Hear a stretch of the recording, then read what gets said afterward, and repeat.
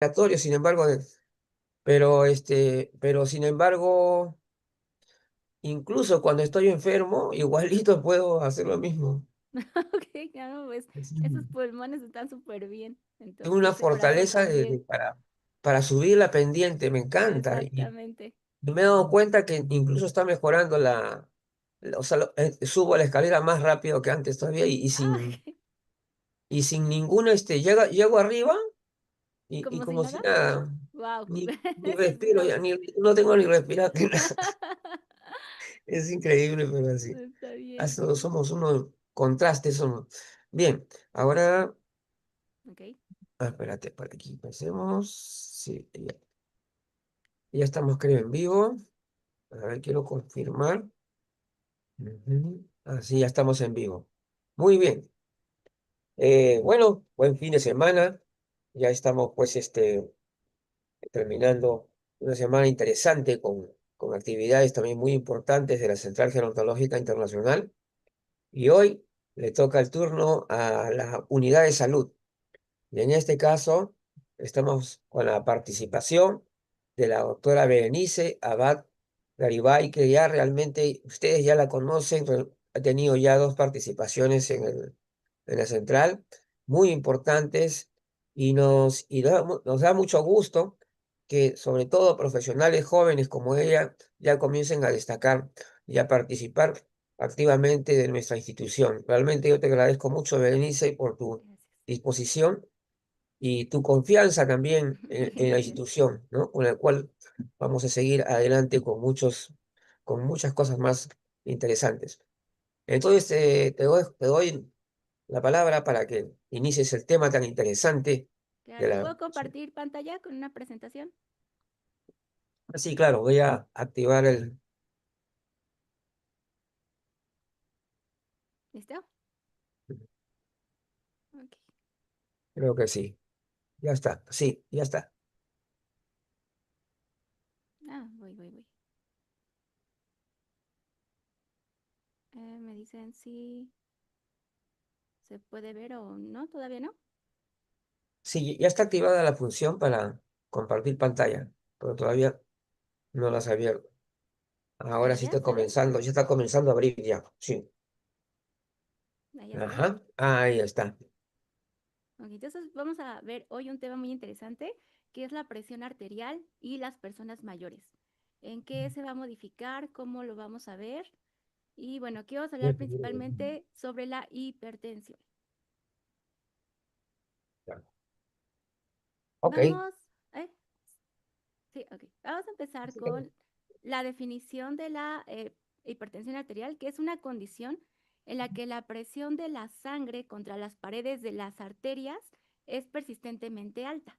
Lo normal debe ser, se mide con dos números o dos presiones, que es la presión sistólica y la presión diastólica. La presión sistólica debe estar en 120 milímetros de mercurio y la diastólica en 80.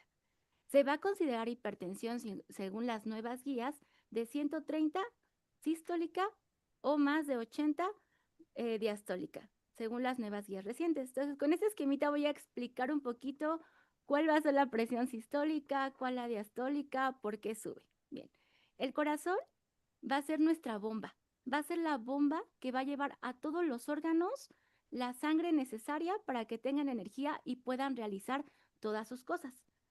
Este bombeo que va a hacer a todos los órganos va a ser la presión sistólica. Ahora, ese bombeo que está haciendo va a pasar por las arterias.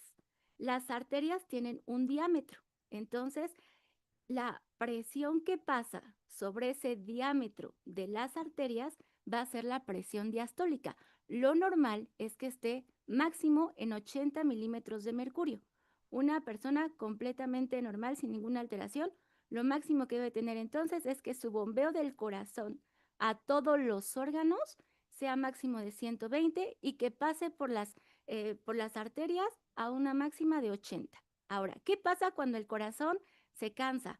Cuando tenemos a lo mejor mucho estrés, ajá, cuando tenemos o estamos corriendo mucho y el corazón ya no puede bombear, también tenemos algunas o la mayoría de los órganos nos van a ayudar a que el corazón pueda bombear otra vez la misma cantidad y no tengamos problemas. Entonces, imaginemos que tenemos una manguera. Ajá.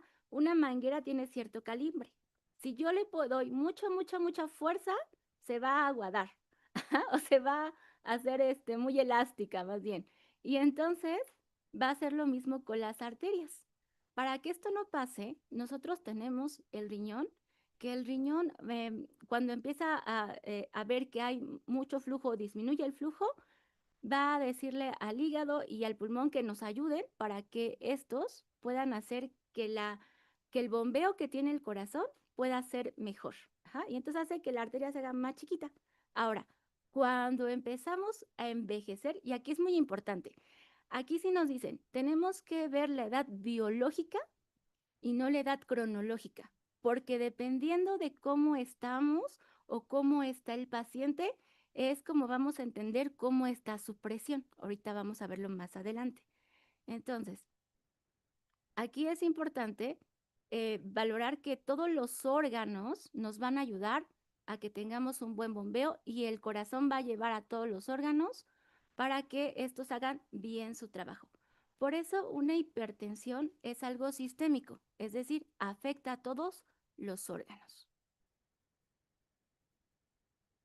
La importancia de esto es que en el mundo, en el mundo hay casi 1.28 billones de adultos con hipertensión arterial que están entre los 30 y los 79 años. En Estados Unidos, ajá, Este, ¿qué te iba a decir? Parece que recién estamos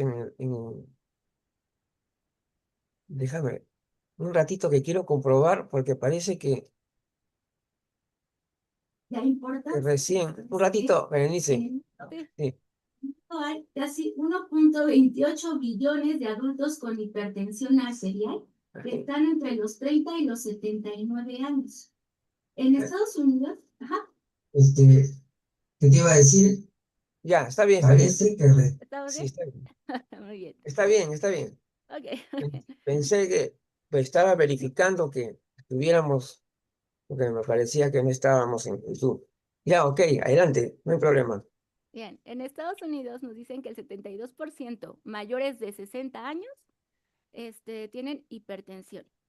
Y en Brasil, Colombia, Perú, más o menos son el 70% entre los 65 y 74 años. Y que de todo esto, solo el 21% está controlado. Todos los demás, descontrolados. Entonces se abre una gran brecha. Aquí voy a poner los de América Latina, donde la prevalencia, por ejemplo, en Argentina en hombres es de 54 y en mujeres de 41. Los que llevan un tratamiento en hombres son el 35% y en mujeres el 48%.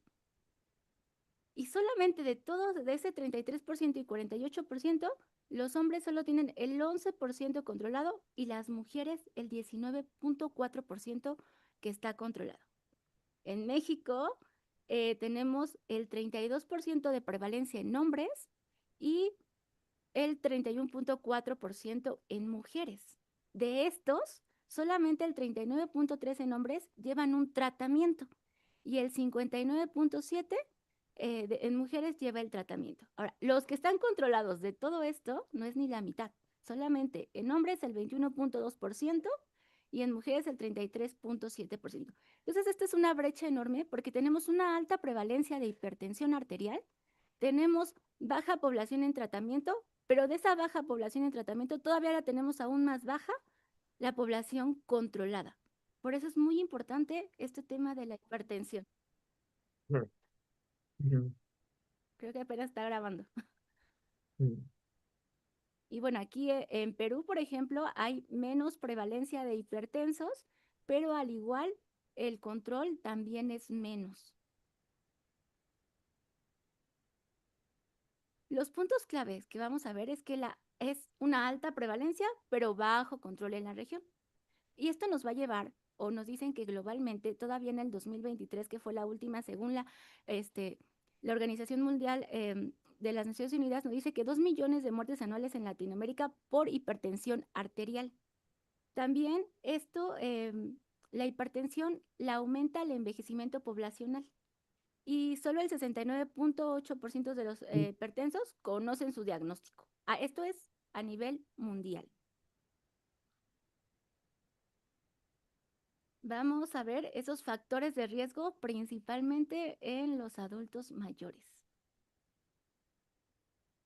Entonces, los factores clásicos. Normalmente en América Latina, la comida normal es alto en sodio. Le ponemos mucha sal a todo. El que tengamos mucha sal va a hacer que el riñón tenga una sobrecarga y que el corazón también. Por lo tanto, va a aumentar el volumen. Como lo vimos anteriormente, eso va a hacer que aumente el bombeo del corazón y que las arterias también empiecen a tener un deterioro. Por eso es importante que no le pongamos más sal a la comida. Aquí otro de los factores con la sal o el sodio y el potasio en la comida es que también uno de los procesos de envejecimiento es que las papilas gustativas disminuyen y entonces sentimos que no nos sabe la comida y ponemos más sal. Ajá. Y entonces al poner más sal hacemos lo mismo, tenemos más probabilidad de tener hipertensión. Ahora, el consumo excesivo de alcohol también va a hacer que tanto el riñón como el hígado hagan un trabajo más excesivo. Y eso va a ocasionar lo mismo, que haya mayor flujo y que las arterias se deteriore por tanto flujo que tienen. El tabaquismo por sí mismo, todos los componentes que tienen, solito va a aumentar que ese flujo sanguíneo esté más alto. Y además de eso, el humo del tabaco, las sustancias que tienen, va a ocasionar que las arterias disminuyan su elasticidad. Por lo tanto, van a hacer que sean como más grandes, como que se abomben y va a pasar mucho más flujo. Otra de las cosas es la obesidad.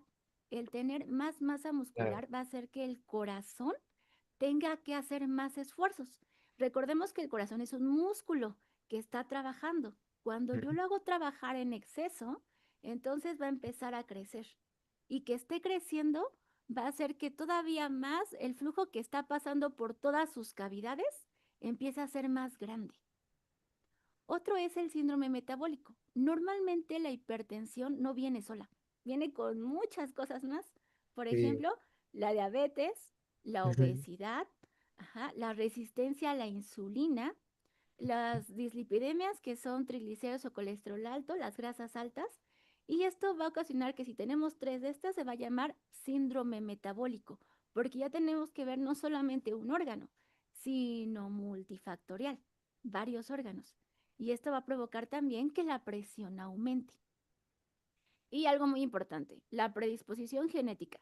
Si yo tengo familiares de abuelos para acá que tengan hipertensión, yo ya voy a estar más predispuesto a tenerla. Hagamos de cuenta que para ganarnos la hipertensión, el premio de la hipertensión, tenemos que tener 5 estrellitas. Ajá. Ajá. Entonces yo ya con la predisposición genética ya me gané 2 estrellitas. Si yo sigo fumando, sedentarismo, sin hacer ejercicio, consumo alcohol, me va a dar la hipertensión sí o sí, porque ya estoy con 2 estrellas. ¿Ah? Entonces, ahora vamos a ver los cambios vasculares, los cambios anatómicos. La pérdida de elasticidad de las arterias va a hacer que mi cuerpo diga, no, hay mucho flujo. Entonces, los demás órganos que normalmente nos ayudan en los procesos agudos van a hacer que esa arteria se haga más pequeña. Cuando nosotros ponemos una manguera y vemos que hay mucha agua, de hecho, hasta la hacemos así para que pase menos, ¿no? O ponemos el dedo para que no pase tanta agua. Es decir, tratamos de que, de que ese flujo sea menor. Entonces, el estar con pérdida de elasticidad va a hacer que los otros órganos empiecen a hacer vasoconstricción, es decir, que empiecen a hacer que la arteria sea cada vez más y más y más y más pequeña. Y eso va a hacer también que disminuya el flujo a todos los órganos. Ajá. La aterosclerosis y rigidez. Esto es un cambio normal en las personas que van envejeciendo.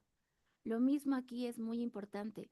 Tengo que ver la edad biológica del paciente, no la cronológica, Claro. porque dependiendo de los factores de riesgo, es lo que yo voy a ver para dar un buen tratamiento a mi paciente. no es Pues, receta de cocina. Entonces, tengo que ver cuáles son los factores o cuáles son mis factores para yo saber en qué momento tengo que acudir al doctor, tengo que hacer mis cambios de estilo de vida. Pero parte de esto es que normalmente las personas mayores de 80 años ya van a tener una arteriosclerosis y una rigidez. Ajá. Y ahí es, ahorita vamos a ver cuánto es lo máximo o lo normal que podemos esperar en un paciente mayor de 80 años. Bien, tenemos algo que es la hipertensión sistólica aislada también, que es cuando la presión del flujo del corazón, la que hablamos que es la frecuencia cardíaca, como cuántas veces hace su movimiento el corazón para que esté bombeando a todos lados, es que de repente sube. Ajá. Y entonces llega al consultorio y está arriba y en su casa está bien y llega la otra vez al consultorio y está normal y luego va a otra farmacia y está normal. Y entonces aquí decimos, ¿doy tratamiento? ¿No doy tratamiento? O el mismo paciente, si tengo o no tengo, ¿qué hago? ¿No? Entonces es importante valorar cómo se está tomando la presión, dónde normalmente está la presión alta y ver eso. El pulso.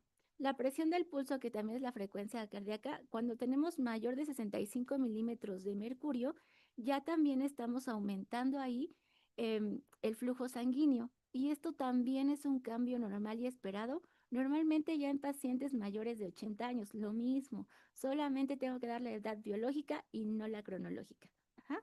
Y bueno, también la disminución de la perfusión coronaria, es decir, cuánto está entrando a las cavidades y cuánto está saliendo. Si no hay una buena perfusión de entrada y salida, el bombeo va a ser menos y por lo tanto todos mis demás órganos van a empezar a hacer sus funciones para que haya más bombeo. Ajá, y empieza la hipertensión arterial. La otra son las comorbilidades o otras enfermedades.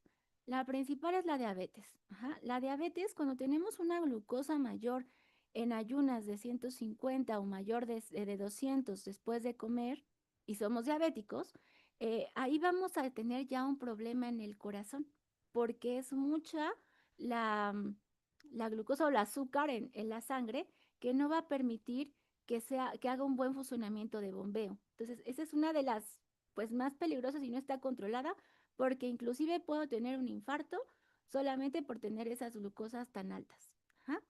La enfermedad renal crónica. El riñón es uno de los más importantes porque me ayuda a regular ese bombeo. Ajá, cuando el riñón ve que no estamos bombeando bien, él manda señales especial y hace angiotensina 2. Ajá, manda señales al hígado, manda señales al pulmón para la que angiotensina 2 disminuya ese flujo sanguíneo. Entonces, si lo tenemos mal, ya no tenemos ese regulador. Ajá. La apnea del sueño, aquí. La apnea del sueño es cuando nosotros dejamos de respirar en la noche, que es cuando roncamos normalmente. Ajá. El roncar no es normal. Quiere decir que el aire no está pasando bien por la faringe y no está llegando a los pulmones por la laringe, tráquea y faringe. Y entonces estoy deteniendo mi respiración y ese flujo. Por lo tanto, cuando empieza otra vez el flujo, pues va muy rápido. Y eso empieza a hacer que las arterias empiecen a hacerse, a dilatarse, que aumente el flujo y otra vez. ¿Dónde se da normalmente la apnea del sueño? En personas que tenemos el cuello muy chiquito, ajá, y que aparte tenemos pues más masa muscular. Hay medicamentos que también van a aumentar la presión arterial. Entre ellos son los AINES, es decir, para el dolor. Aquellos que tomamos mucho medicamento para el dolor, vamos a tener problemas de riñón y de corazón porque van a disminuir el flujo sanguíneo. Ajá. Entonces, mucho cuidado con lo que estamos tomando, porque inclusive un paracetamol también va a ocasionar eso. Ajá. Los corticoides o algunos que usamos para la gripa también van a aumentar el flujo sanguíneo, entre ellos la felinefrina. Aquí hay uno que se llama, no sé si puedo decir marcas, pero es uno que viene con eso, que es el XL3, que solo lo compras de la farmacia, te lo tomas y ya. Bueno, si tenemos hipertensión, mucho cuidado con esos medicamentos porque pueden aumentar aún más el flujo sanguíneo. Ajá. Y causas secundarias. Si estoy muy estresado, mi cerebro también tiene un sistema regulador. Ajá.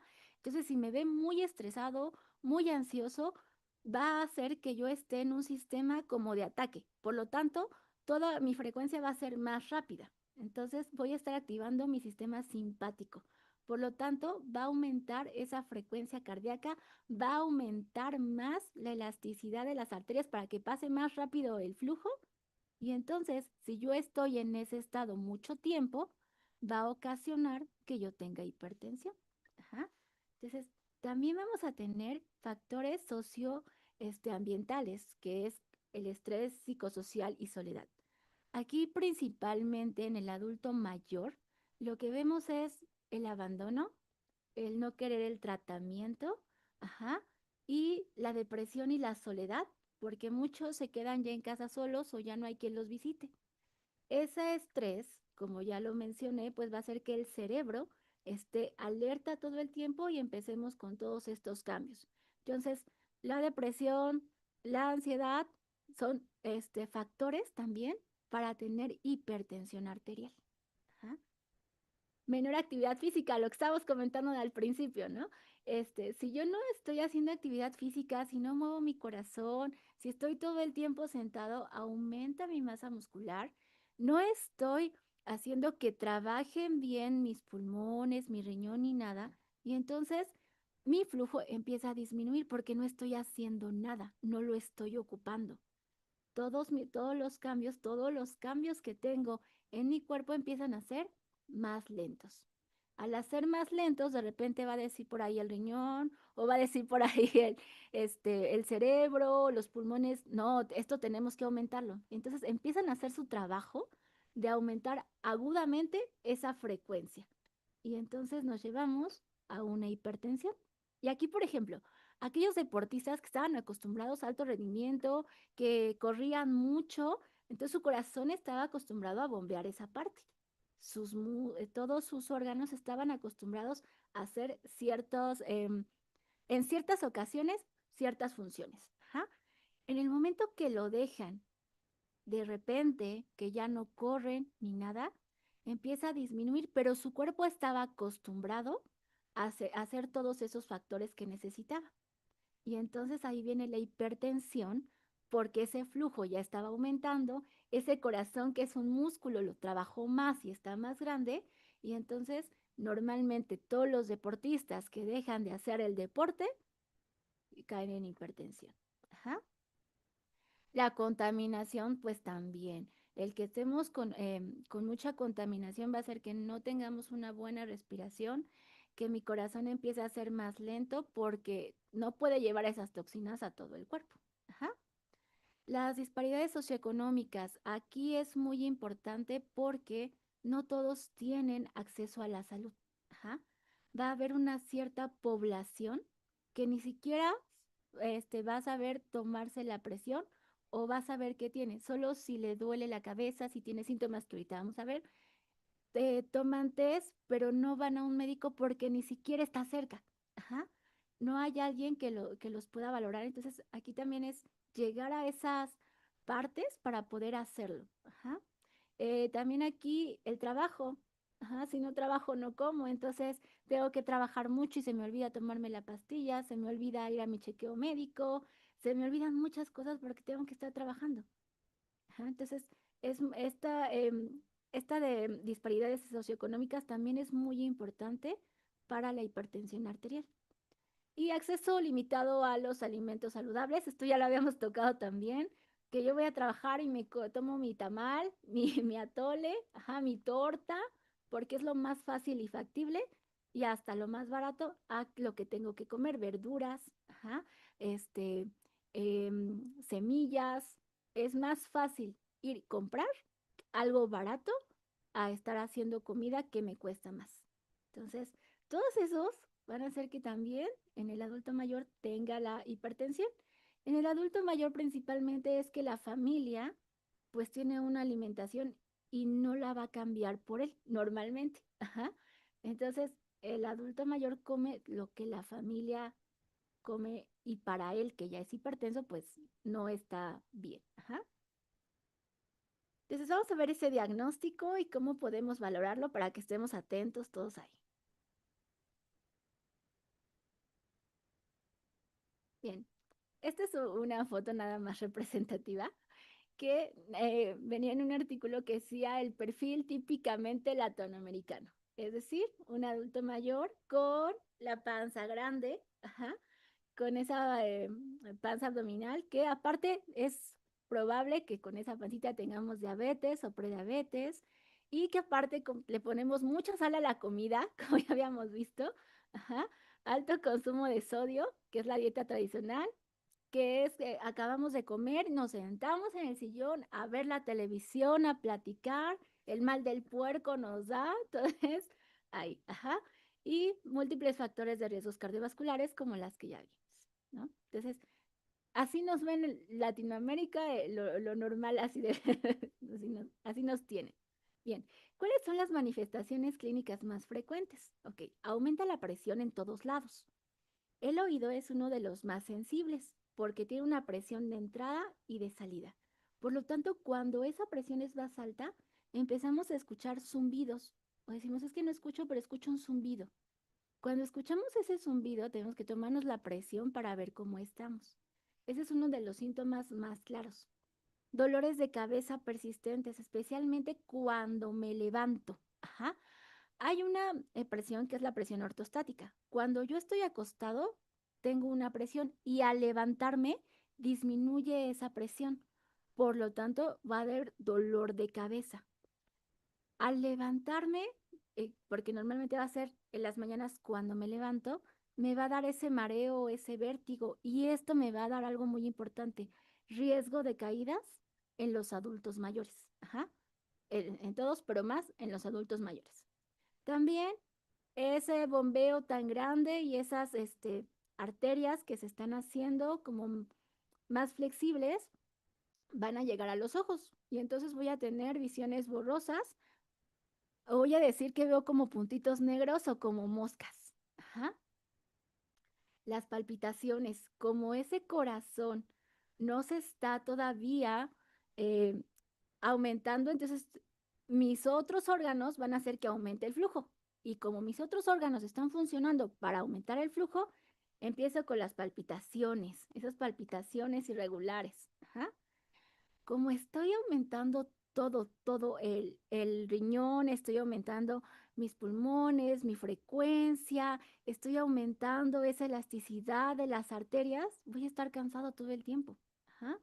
Voy a decir, ya no puedo más. Antes hacía mil cosas y ahora me canso. También esa fatiga, ese cansancio va a provocar que yo con poquito ya esté empezando con dificultad para respirar. Ajá. Y aparte de eso, pues como estoy todo el tiempo pensando en qué va a hacer, pues voy a tener insomnio o trastornos del sueño. Ajá. Entonces, aquí algo muy importante. Cuando ya tengo estas manifestaciones, es porque ya la presión ya está muy alta. Pero yo puedo vivir con una presión alta sin darme cuenta porque no voy a chequeos, porque no tengo la posibilidad de acudir a algún médico, porque no tengo la posibilidad de tomarme la presión hasta 5 o 10 años sin problema. Mi cuerpo es tan grande, tan sabio y tan bueno que me va a ayudar todo ese tiempo a estar bien. Y entonces me acostumbro a tener presiones altas sin saberlas. Y entonces a esta enfermedad también se le llama la muerte silenciosa porque no nos dice nada hasta que ya estamos muy graves. Otros síntomas posibles, que también ya es cuando es hipertensión, ya es avanzada, son el sangrado nasal, el edema en extremidades principalmente, dolor torácico aquí, o todo el tórax, ajá, los cambios cognitivos, el que yo no esté bombeando todo eso al cerebro va a provocar que no llegue suficiente oxígeno. Por lo tanto, también voy a tener un deterioro cognitivo. Un paciente hipertenso con un deterioro cognitivo tenemos que valorar, o si yo me siento confuso y tengo hipertensión, a lo mejor ese corazón es el que no está haciendo bien su bombeo, esas arterias ya son muy elásticas. Ajá. Las náuseas y los vómitos que ya vimos al principio. ¿Ah? Entonces, todos estos síntomas, hay quienes ni lo sienten hasta que ya están en 170, 200, en 205, 100, o sea, ya muy altas las presiones cuando ya tienen que estar en el hospital, o dicen, no, me espanté y tuve que ir al hospital y fue donde ahí me dijeron que tenía hipertensión, pero yo estaba bien. Ajá. Aquí, algo muy importante de no sentir esto y decirle la muerte silenciosa es que me dijeron que tengo hipertensión, pero yo no me siento mal. ¿Para qué tomo algo si no me siento mal? ¿Para qué cambio mi estilo de vida con el que soy feliz si no me siento mal? Ajá. Pero todos estos cambios ya están surgiendo en toda la persona. El problema es que puede pasar 3, 4 años bien, pero ya cuando vea los cambios verdaderos, cuando sienta las molestias, es porque ya sus órganos ya se cansaron de estarlo salvando todo el tiempo. ¿Ah? Bien, los tamizajes que normalmente se hacen, estrategias, aquí cambian en el mundo, pero esto lo saqué de la Organización Mundial para que tengamos como algo más global. Ajá. Entonces, a partir de los 40 años, se pide que se haga una medición anual, es decir, que cada año se estén tomando la presión para ver que estén máximo en 120/80. Ajá. La conciencia en Latinoamérica principalmente, y nos mencionaba esto, que solamente el 69.8% de una población de 1.28 billones es la que va a hacerse los chequeos. Ajá. De ese 69.8, solo un tercio es lo que ignora. Es decir, se sienten bien, no tienen nada, nunca van al doctor porque no lo necesitan. Y son los que no saben que son hipertensos y son los que van a llevar a urgencias, los que van a comentar yo estaba bien, pero llegué a urgencias y me dijeron que estaba muy mal. Ajá. Los que de repente se sentían bien y ya tienen dolores de cabeza de repente, mareos de repente. Entonces, es muy importante hacer conciencia a toda la población de que si tienen más de 40 años, empiecen a tomarse la presión. Ahora, si tienen familiares directos como abuelos, tíos, papás con hipertensión, hacerse la prueba por lo menos a partir de los 20 años, cada año. Ajá. Bien. ¿Cómo vamos a hacer la medición? Porque aquí es muy importante cómo se hace la medición o cómo vamos a tomar la presión. Entonces, tenemos que estar 5 minutos sentados, nada de que corrí, fui, ay, me voy a tomar rápido la presión. Tenemos que estar por lo menos 5 minutos sentados. Ajá. La espalda tiene que estar apoyada en algo, por lo tanto, tiene que estar en una silla. No puedo estar acostado porque cambia la presión. Ajá. Entonces, es muy importante si me dicen, me acosté y me tomé la presión y salió esto. No, sentados con la espalda en algo, ajá, y el brazo a nivel del corazón. Ajá. Entonces, muchos le hacen, sí, me dan a tomar la presión, el brazo hasta arriba o el brazo hasta abajo. Ajá. Es importante que donde pongamos el manguito esté al nivel del corazón. Ajá. Un manguito de tamaño adecuado.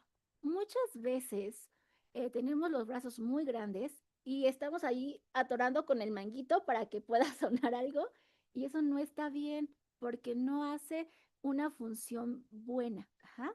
Y entonces es importante aquí, especialmente los adultos mayores, múltiples mediciones en diferentes horarios. Cuando se levanta, en la tarde, después de comer, antes de comer, en la noche, cuando estaba caminando y se sentó. Entonces, es muy importante.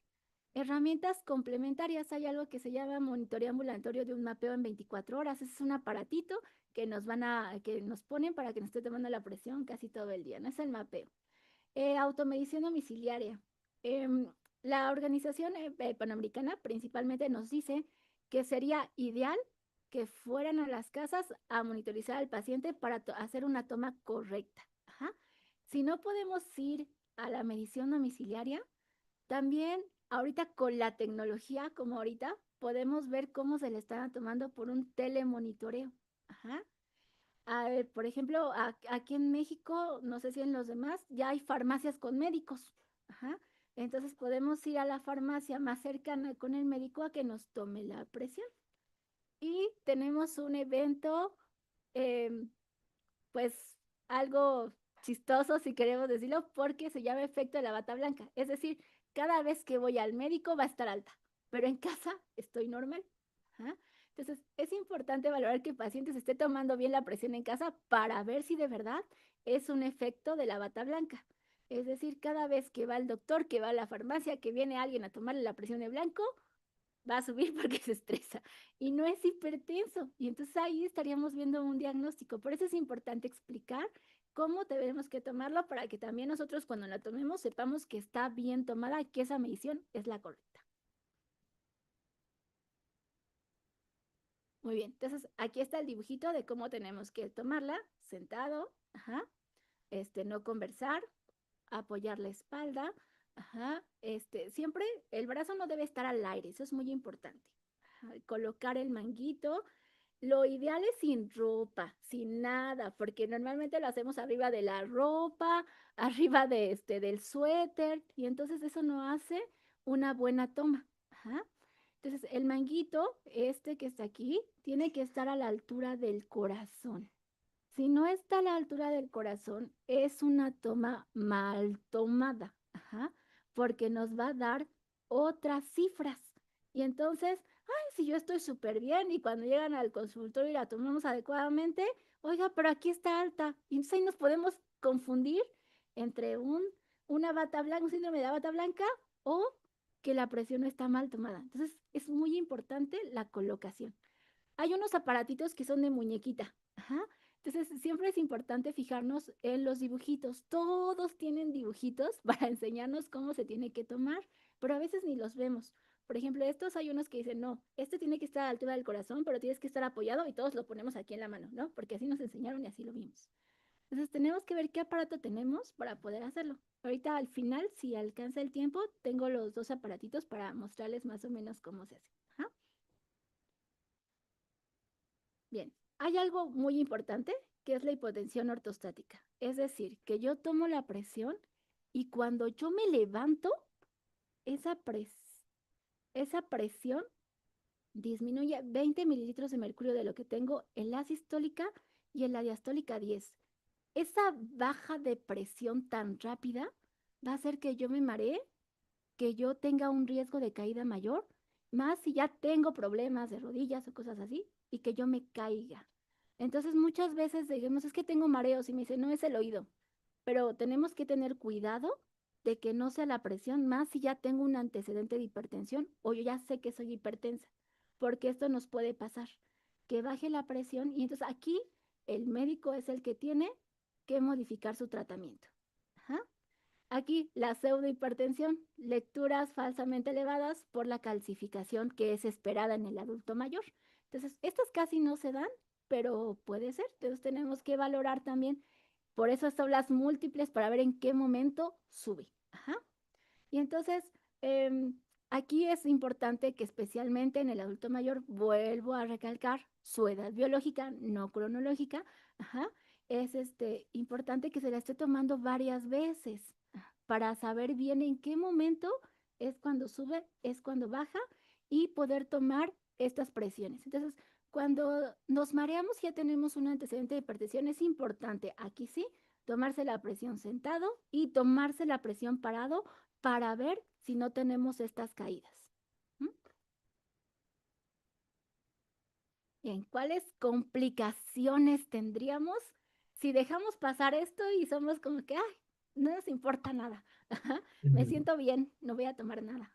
ujú, Entonces, ¿cuáles van a ser? Bueno, principal es que esas arterias que ya están muy elásticas, pongamos otra vez el ejemplo de la manguera, si yo le meto mucho agua a una manguera chiquita, se va a romper.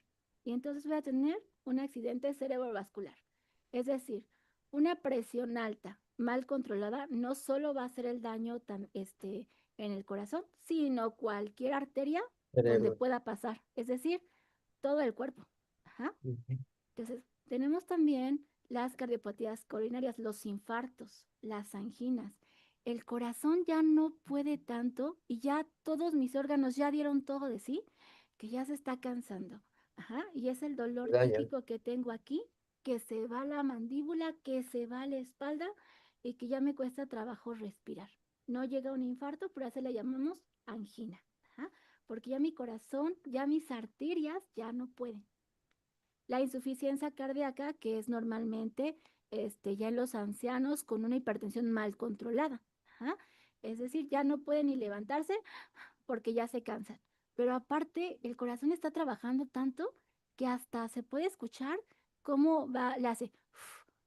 Es un soplo muy característico de esa insuficiencia cardíaca. Ajá. Es- Las fibrilaciones auriculares, aquí también principalmente en personas mayores de 70 años. Estas fibrilaciones va tan rápido el corazón que ya también la forma en la que está moviéndose ese corazón, la forma en que está pasando toda la información, ya va muy rápido. Y entonces cuando empieza el corazón a hacer taquicardias, taquicardias, taquicardias, taquicardias.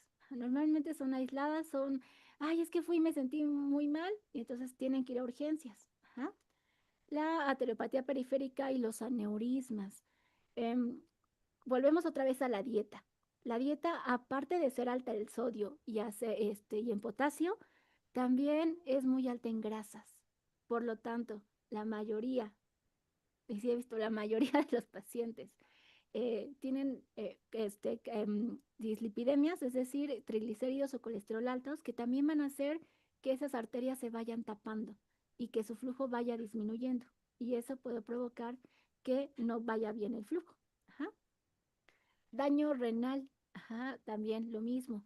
Las arterias de los riñones ya están tan vasoconstruidas de tanto información que le dimos que tenía que disminuir el flujo, que ya es una cosita así para pasar la sangre.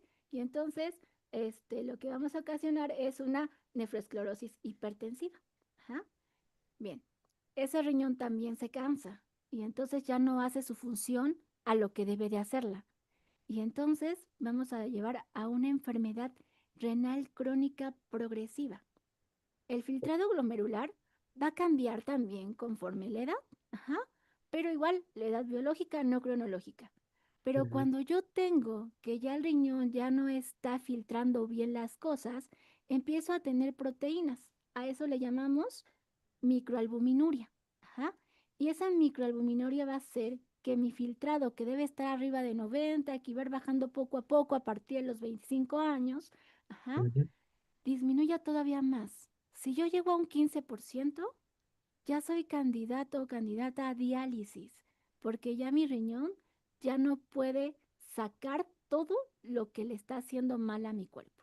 Ajá. Entonces aquí hacemos un círculo vicioso, porque mi riñón está trabajando más, porque ve que mis arterias están tomando porque están haciendo que pase mucha sangre, las hace más pequeñas, mi corazón ve que están muy pequeñas, que tiene que bombear más, y entonces ya no están en sincronía, sino cada uno está haciendo algo aparte que ya está afectando. Entonces, mi meta cuando yo tengo hipertensión y un filtrado glomerular reducido es estar menos de 130/80. Bien. Aquí vemos otra vez el deterioro cognitivo. Las lesiones en vasos cerebrales también hay vasos grandes, hay vasos pequeños y muy pequeños. Si ese flujo, imagínense que en un pequeñito, pequeñito, en un popote yo le meto mucha agua, explota, se rompe. Entonces, aquí es importante que también haya un buen flujo. Ahora, si es muy poca, tampoco va a llegar todo el oxígeno. Por lo ujú, tanto, tenemos que tener una presión más alta cuando tenemos un deterioro cognitivo. Ajá. Volvemos aquí, vamos a valorar al paciente, vamos a valorarnos nosotros, ajá, si se nos están olvidando las cosas y soy hipertensa, ajá, si estoy diciendo algo y se me olvidó, pero es muy recurrente, y entonces ahí voy a tener problemas, ajá. Los infartos lacunares y leucoencefalopatía, esto quiere decir, son estructuras del cerebro que es donde ya no están haciendo su función, que son la que nos ayuda al habla y a razonar. Ajá. Si los infartos son que ya no le llegan nada de oxígeno y esa parte ya no está funcionando bien, pues voy a empezar con el deterioro cognitivo. El deterioro cognitivo leve es muy importante valorar la modificación del tratamiento y metas un poco más grandes de la presión. Podemos tener, por ejemplo, en pacientes de 70 años hasta 140, nos hablan las guías, y en pacientes mayores de 80 hasta 150 para evitar este deterioro cognitivo. Porque también el que estemos con disminución del flujo o mucho aumento del flujo, si es más de 160, sí hay que dar tratamiento, ¿no? O ir por tratamiento. Podemos tener las demencias vasculares y también se ha visto que esto puede ser un factor para Alzheimer, ¿ok? Y esto va a hacer también que mi cerebro se haga más pequeño para que el flujo pueda llegar mejor.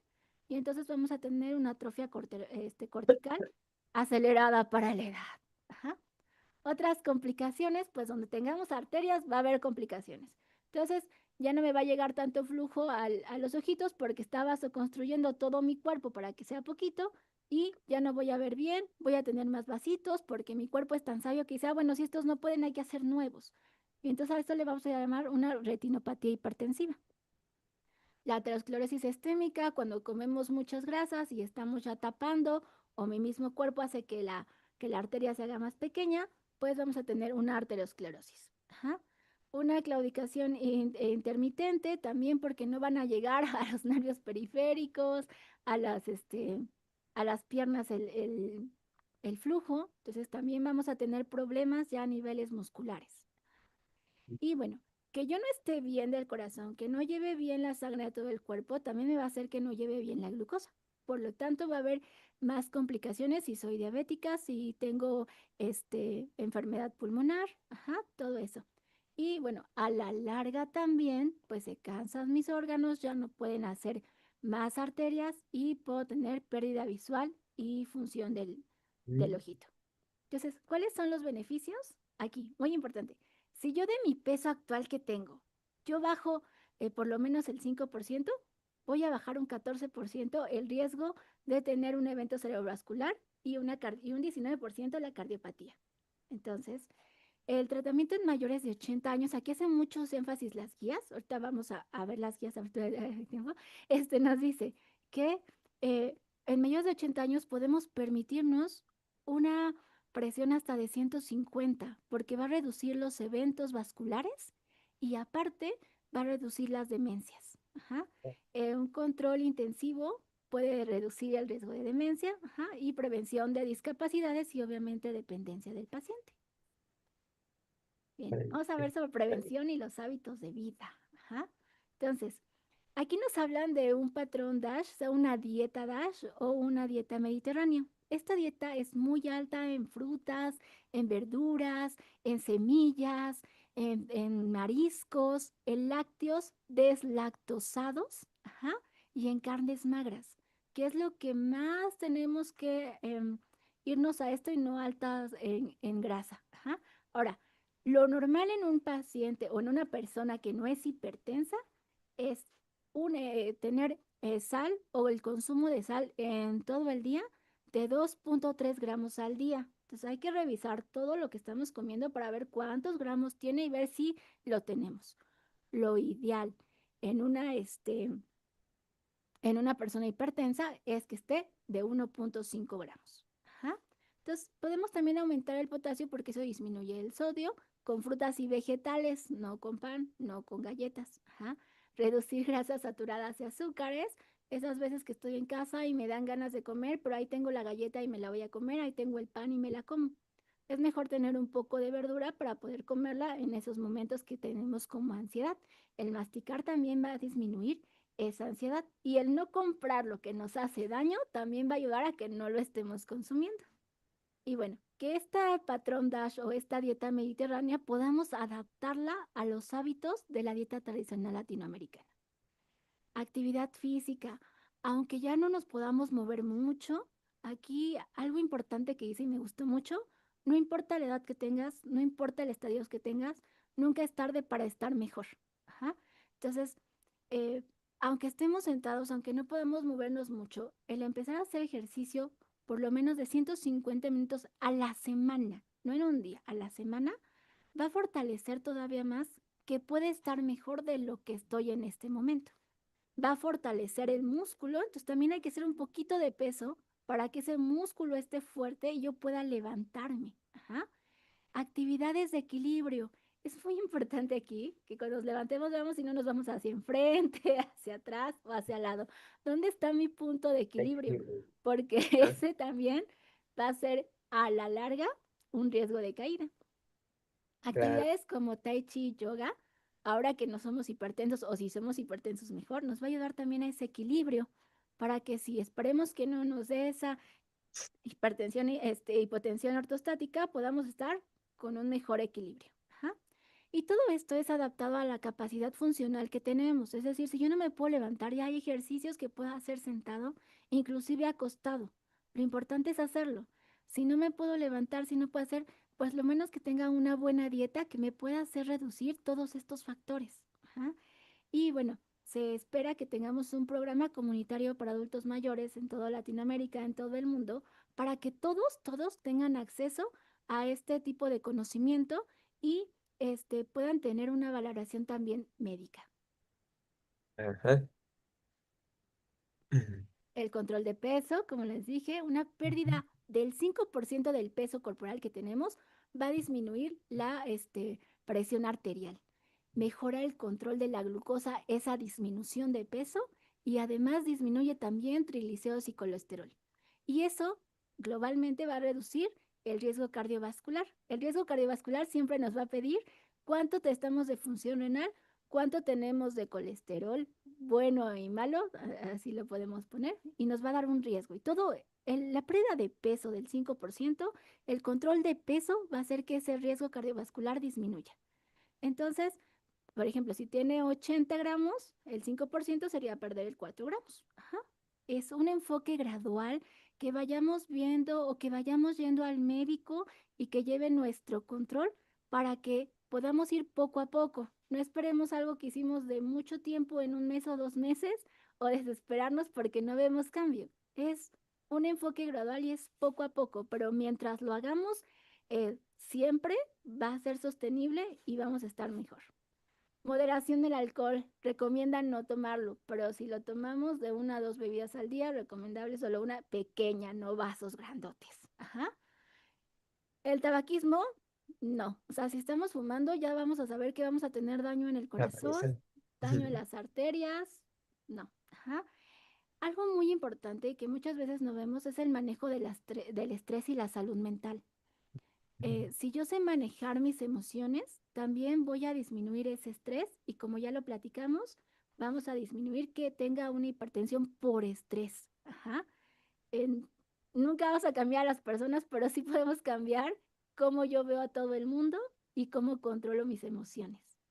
Aquí el buen descanso nocturno, ya también lo habíamos platicado, es muy importante ir a descansar, no estar con el teléfono, no estar viendo la tele, porque eso va a hacer que mi gasto cardíaco aumente, porque mi cerebro va a decir que estamos haciendo algo. Y entonces va a decir, no, no puedes estar tranquilo, tienes que estar bombeando porque estamos haciendo algo. Y cuando nos vamos a dormir con una luz prendida, que estuvimos leyendo, que estamos haciendo cosas, pues no, voy a estar despierta. Entonces voy a tener insomnio. Mucho cuidado con eso. Ajá. Ujú. Y evitar medicamentos que eleven la presión arterial, principalmente si ya la tenemos y nos agripa y queremos algo que se nos quite rápido. Entonces tenemos que acudir al médico para ver cuáles sí podemos tomar. Ajá. Pero aquí lo que les dije, nunca es tarde para cambiar. Cambios después de los 60, 70 años prolongan mejor la vida. No importa, no importa la edad.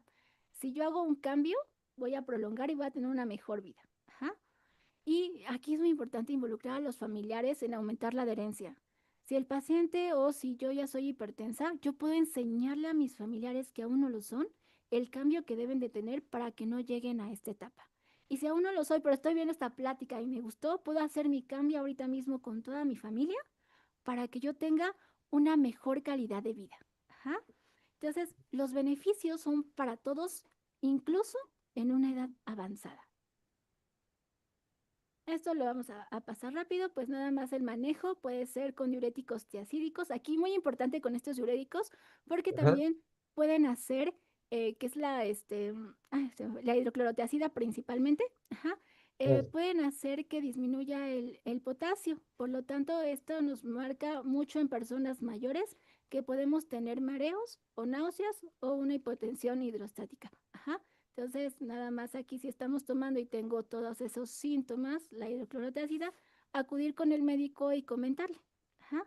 Entonces, también tenemos aquí unos que son el enalapril o el losartán, que son bien tolerados y nos ayudan bastante, pero todo esto tiene que ser el médico el que los otorgue. Ajá. También tenemos calcetagonitas como el amlodipino, que ese tiene un efecto que se hinchan los pies cuando lo tomamos, no en todos, pero tienen un efecto, entonces hay que tener también cuidado, no siempre es por el corazón que se hinchan los pies, sino también a veces por lo que estamos tomando. Ujú. Muchas veces también el metoprolol, propanolol, que es un beta bloqueador, también va a hacer que disminuya la frecuencia cardíaca, es decir, el bombeo. Por lo tanto, va a disminuir que vaya muy rápido. Pero ese no se da de primera elección, preferimos los otros antes que este. ¿Ah? Bueno, consideradores especiales ahora. Bien. La fragilidad y la polifarmacia son muy importantes porque son más vulnerables una persona frágil. Hay mayor riesgos de efectos adversos. Entonces aquí las metas son menos estrictas. Un paciente frágil, aunque tenga 60 años y ya es frágil, yo puedo mantener su presión más alta o podemos tener las metas más grandes. Ajá. A una persona de 80 que no es frágil, yo lo puedo mantener con las metas normales. Ajá. Y entonces, aquí lo volvemos a ver, tengo que dar la edad biológica a la edad cronológica. Y por supuesto, evaluar la fragilidad. El más conocido son los criterios de Fred para ver si se levanta, si sostiene y cuánto se mueve. Ajá. La polifarmacia. Como mencionamos, no solamente tenemos la hipertensión, tenemos muchas cosas más y la polifarmacia vamos a ver cuando son más de 5 medicamentos simultáneos. Ajá. Normalmente aquí en México, esto sí lo tomé de aquí en México, el 60% de los pacientes, el 67% de la población va a tener por lo menos diabetes e hipertensión y en algunos nos dicen que dislipidemias, es decir, las tres. ¿Ah? Entonces, el que tengamos muchos medicamentos, vamos a tener efectos adversos como mayor riesgos de caída, fracturas, hospitalizaciones y más medicamentos. Entonces, Ya. hay criterios, tenemos algunos cuestionarios que se llaman STOP y STAR para poder valorar cómo están los medicamentos, cuáles sí las funcionan. Una de las preguntas es cómo se los toma, cuándo se los toma, sabe cuál toma, para qué los usa, porque muchas veces solo toman y no saben ni para qué usan, entonces no sabemos si están funcionando o no. Entonces, aquí es muy importante ver nosotros en casa, tengo ¿lo estoy tomando de verdad? ¿Lo estoy tomando periódicamente como me dijeron? ¿Sé para qué me está funcionando? ¿Me está funcionando bien? Si no, ese medicamento no tiene razón de ser. ¿Ah? Bien, adherencia al tratamiento, lo que habíamos visto hace ratito, que solo 17 al 60 siguen la prescripción a largo plazo. Es decir, yo me siento mal, me dijeron que tomara esto, lo va a tomar un mes, después ya me siento bien, se me olvida tomarlo y entonces empiezan las complicaciones. Ajá. Entonces, esto va a causar que pues se nos olvide tomarlo, que los costos a la larga sean mayores porque voy a tener que aumentar medicamento. Entonces aquí es muy importante involucrar a la familia también, al cuidador, si es que ya no se puede mover, si es que ya no se puede. Y bueno, aquí para eso también tenemos el ARS del Mosqui para ver la funcionalidad de los cuidadores y de cómo está su adherencia al tratamiento, cómo lo está tomando. Ajá.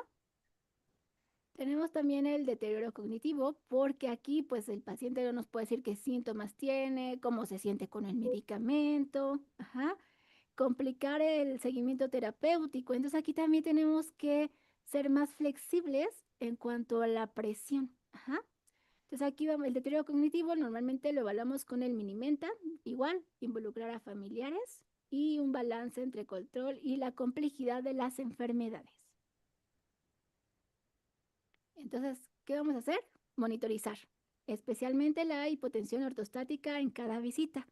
Eh, pues lo que la mayoría quiere es que podamos ir médicos a casa o que puedan tener acceso a médicos cercanos para que se pueda valorar esto, principalmente pacientes que les cuesta mucho salir de casa. Ajá. Evitar los alfabloqueadores centrales y periféricos porque esos nos pueden provocar síncopes. Esos casi no se usan, normalmente esos se dan en las embarazadas, pero normalmente casi no. Ajá. Y precaución entre medicamentos. Por ejemplo, aquellos que toman almodipino y se enferman, pero no quieren al médico, pero siempre la claritromicina les hace bien, ahí hay un efecto adverso. Entonces, mucho cuidado.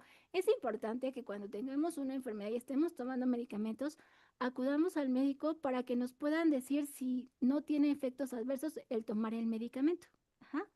Y bueno, cuando tenemos también gastritis por tanto medicamento, pero aparte del medicamento me gusta comer mucha grasa, picante, pues disminuir los diuréticos como es el furosemida para disminuir ese efecto de la gastritis. Y siempre un enfoque multidisciplinario con enfermería, la educación y que también nos ayude con un seguimiento domiciliario, el de la farmacia, la revisión de medicamentos que estén bien, que estemos revisando la interacción de los medicamentos, el Claro, gerontólogo, el geriatra, para ver el balance de los objetivos y el cuidado, qué puede hacer ese paciente para mejorar, qué puedo hacer yo para mejorar, y los familiares y cuidadores, pero un apoyo integral, porque también está el síndrome del cuidador que se cansa también, entonces estar enfocado en toda la familia. Y nada más por último, que son las guías que tenemos del 2021, la última de la OMS, que es una guía global, la del 2023, la del 2025 y 2024 en Latinoamérica. Entonces vamos a verlas rápidamente ya nada más. La de Estados Unidos, que es la AJA, nos dice, antes, el otro año decía que podíamos mantener hasta 140-80, ahorita ya la bajó a 130-80. La meta para todo paciente es 130-80. Esta no tiene una especificación para pacientes frágiles o mayores, sin embargo, menciona que sí debemos tener cuidado con estos pacientes. Por lo tanto, nos quedamos con la del 2024, donde nos dice que pacientes mayores de 80 años con fragilidad, sí podemos tenerlos hasta 150, sería la meta, y dar tratamiento cuando tengan mayor de ah, 160 sistólica. Ajá. claro, Y en esta nueva nos habla de una calculadora que se llama Preven.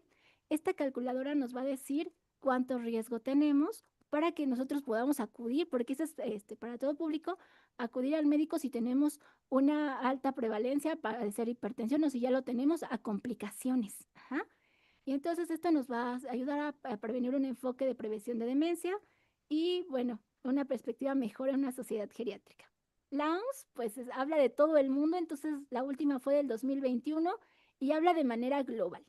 Entonces, la OMS nos dice que máximo 140-90, que la meta en la mayoría de las personas son 140-90 y que nos enfoquemos mucho en esta meta en los países de bajos ingresos, que se hagan estrategias poblacionales para llegar a a ese tipo de personas vulnerables, ajá, y que para el 2030, que ya vamos a tener una meta global de un 50% de control en todo el mundo.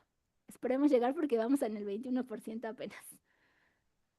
ujú, Tenemos también la otra que es la europea, que la europea sí nos dice que tenemos que mantenerla hasta 140-90.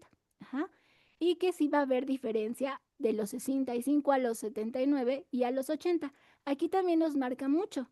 Nos dice que tenemos que ver la ujú. edad biológica y no la cronológica para poder dar ese aumento en la presión. Lo ideal es que estemos dentro de las metas de 140 según las europeas y 130-80 según las americanas y las latinoamericanas. Ajá. Entonces, aquí también nos dan una herramienta que se llama SCORE, que lo mismo es para valorar cómo vamos, qué tenemos, si estamos bien en los medicamentos. Y bueno, podemos realizar cualquiera de estas y acudir al médico si lo necesitamos. Y el enfoque conservador en mayores de 80 años, lo mismo. Si es un paciente que corre, por ejemplo, mi paciente de 90 años que se va a correr, pues no lo voy a mantener en 160 porque él está bien. Ajá. Su edad cronológica es menor de 90 años. Por lo tanto, mi meta con él que tiene hipertensión va a ser 130-80 y él se ha mantenido ahí siempre. Ajá. Ah, sí, qué bien. Entonces, tenemos que valorar todo eso. Ajá. Las Mira, latinoamericanas, que son las que más me gustan, podemos, porque van enfocadas a la población latinoamericana, a la población que es chaparrita, ajá, que pues tiene más alto el volumen, pues bueno, se adaptan mucho las recomendaciones europeas de 140-90, ajá, a la adaptación cultural regional nos habla, pero también ya disminuyó, que nos dice que lo ideal es llegar a la meta de 130-80. ujú, Entonces aquí están todas las que vimos ahorita. Ajá. Y bueno, aquí nos habla la AJA que del 2017 que nos tenían 140-90, ahora nos dice 130-80, mayor de 65 ya nos habla de una tolerancia. Ajá. Es decir, que podemos tenerlo hasta 150 como lo mencionaba en el 2017. Las europeas del 2023 nos hablan que de 179-80 tenemos que iniciar tratamiento cuando tengan mayor de 149-70 y en mayores de 80 cuando tengan mayor de 160 sistólica. Ajá. Entonces, igual aquí tenemos que hacer la tolerancia. Nos hablan de fragilidad. Ajá. Pacientes que tengan fragilidad, aunque tengan 65 a 79 o mayor a 80, tenemos que mantenerlos con 150-90. Y si lo pueden tolerar mejor, pues bajarlos hasta 140-149. Y de Latinoamérica también nos habla que es muy de las guías europeas de 140-90. Pero aquí nos dice, hay que intentar mantenerlos hasta 130-80. Si hay fragilidad, también consideramos tenerlos mayor de 80 hasta 150. Ya va a acabar, ya va a acabar, ¿no? O sea, y bueno, aquí hay programas publicitarios y entonces, bueno, públicas, programas públicos. Por ejemplo, en Brasil está el programa Hiperedia, que son registros y seguimientos integrados al paciente, inclusive en la comunidad. En Cuba, el modelo médico de familia con altas tasas de control, es decir, que hacen que el paciente pueda acudir más fácilmente a sus estancias. La iniciativa HERS en Chile, Barbados y Colombia, para estandarizar protocolos. Creo que sería muy importante no tener tantas guías diferentes, sino estandarizar protocolos. Y desafíos regional para que solo el 37% de hipertensión reciban tratamientos necesarios, sino que suba, como dijo la OMS, por lo menos al 50%. Las últimas conclusiones y recomendaciones, pues es un diagnóstico oportuno con técnicas oportunas, estratificación del riesgo global, terapia inicial, que antes se decía que solamente uno, ahora podemos poner dos para disminuir más rápido y llegar a las metas. Es evitar sobretratamiento en personas frágiles. Aquí es importante que nunca es tarde para cambiar hábitos de vida, adoptar las dietas DASH con más frutas, más verduras, lácteos bajos en grasas y que se adapte a lo que tenemos, la reducción de sodio, la actividad física que vimos, el tamizaje de ver después de los 40 años, tomarnos por lo menos la presión cada año, y educación continua del paciente y el familiar. Ujú. Y abordar también las determinaciones sociodemográficas y geográficas, que la salud pueda llegar a todos, hasta el más recóndito rincón, garantizar la accesibilidad no solo a las consultas, sino también a que haya medicamentos, no solo el médico, sino el nutricionista, la enfermera, trabajo social, o sea, que sea multidisciplinario para apoyar a estos pacientes, considerar preferencias y objetivos en el paciente mayor, si es frágil, si no es frágil, si tiene algún deterioro, y esto va a hacer que reduzca la carga para las familiares y el sistema de salud a la larga. ¿Ah? Entonces, el OMS quiere que o pretende que la meta sea que en el 2030 el 50% tenga un control global. Canadá, el modelo a seguir, quiere que ya va a tener un 68%. Y bueno, en Latinoamérica el tratamiento por ahorita es un 37%, pero se espera que este programa como HERS en Latinoamérica en el 2024 tenga oportunidades infinitas de mejora. Ujú. Y para terminar, me quedo con esto, es abordar la hipertensión en las personas mayores requiere un enfoque multidimensional. Cada paciente mayor que mantiene su presión bajo control es un paso hacia un envejecimiento más saludable y pleno en nuestra sociedad latinoamericana. Ujú. Bien. Eso. Aplausos para Berenice. Sí, Berenice, bueno, sí, eh, excelente tu presentación, bien detallada. Quería hacerte una pregunta que claro. eh, yo sé que hay cambios en la presión arterial por los cambios de hábito. O sea, Así es. entonces esos cambios de hábito pueden bajar o subir, obviamente, ¿no? ¿Qué hábitos serán esos que suben o bajan? Bueno, ahora, vamos a poner, vamos a poner como ejemplo. Ok, Ya, ok. antes yo tenía una presión arterial más alta que la que tengo ahora, pero ahora como que estoy más, hago más, o sea, me muevo más rápido, o sea, es la cuesta, que tengas que te conté lo de la cuesta, Ajá. sí, sí, sí, sí, que puedo correr en la cuesta y llegar a la parte de arriba, casi sí, sin ningún hijadeado, nada. Y la escalera para el segundo piso lo suben, creo que en segundos, así. ¡Puf! Wow. No, no uso barandas, no uso barandas, pero mi presión arterial es 10, 16. Ujú.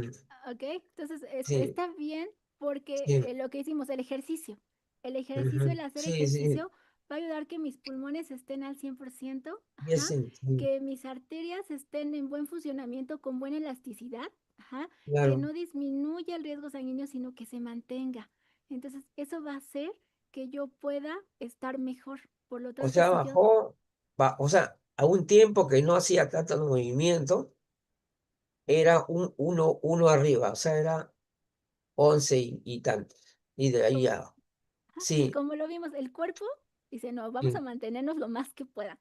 Entonces, sus sistemas regulatorios, cuando estamos en descanso, también se activan. Ajá.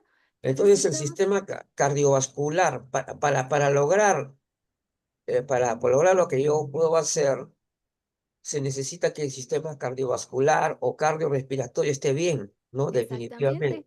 Ese es, exacto, para ese, que, ese, ese es mi punto fuerte, el exacto. punto fuerte de mi salud. Entonces, Sí, con eso nos entonces, ayudamos y eso también ayuda a que esté bien el riñón, porque quiere decir que también está haciendo bien su función.